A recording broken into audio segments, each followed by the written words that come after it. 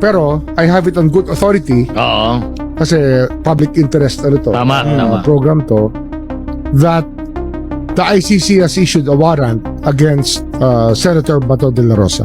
Breaking news! Mukhang hindi lang si Bagyong Uwan ang nagbabadyang super typhoon ngayon dahil si Senator Ronald Bato de la Rosa ay tila tinamaan ng mas matinding unos mula sa International Criminal Court, ICC. I'm just guided by the Holy Spirit. Sa DZRH radio program, ibinunyag ni Ombudsman Jesus Crispin Remulla na may inilabas umanong arrest warrant ang ICC laban kay Senator Bato, dating hepe ng PNP sa ilalim ng madugong war on drugs ni dating Pangulong Rodrigo Duterte. Warrant of arrest. Warrant of arrest. Parang At yan, ICC to, no? International Criminal Court, no? Ombudsman, sinasabi mo nga, kahit na wala na yan sa iyong current jurisdiction as ombudsman, di ba ito ay public interest? So yan ba ay confirmed na, ombudsman? I think so. I would say so. Ayon kay Remulla, galing sa good authority ang impormasyon, kaya't marami ang nagulat sa biglang pagbugso ng international storm na ito laban kay Bato.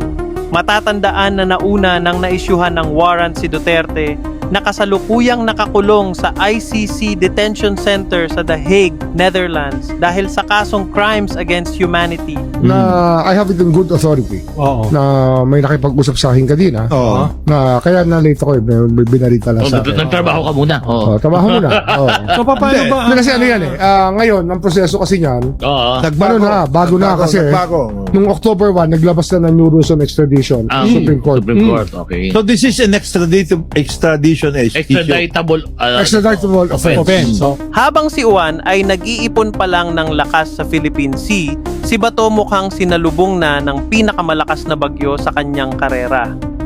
Ibig sabihin, nagkatotoo na nga ang prediction ni former Senator Antonio Trillanes na mauuna muna si Bato sa ICC and then susunod si Senator Bongo at baka daw next year yun. Well, yun yung nakalap ko na impormasyon na si Bato de la Rosa siguro within the next few months may issue siya na warrant. And then hopefully sabay or probably just a little later si Bongo. So, alam mo, kung sakaling matuloy yan, magkakasama-sama sila doon. May common area talaga. May pwede sila magkwentuhan Pwede sila magkwentuhan. I think built for 30 individuals yata yung detention center So 6 lang yung occupied pagka So pwede nga sila magluto. Palagi ko paglulutuin nila si Bato yan kasi naman sa medyo matabang yung Land yung pagkaon sa... Wala pang pahayag sa mga sandaling ito ang senador at tahimik din ang kanyang social media accounts. Ang pinakahuling post ni Bato ay ang pagpunta niya kahapon sa Cebu para sa mga nasalanta ng Bagyong Tino. This is a developing story, abangan kung tatagal si Bato sa unos na ito.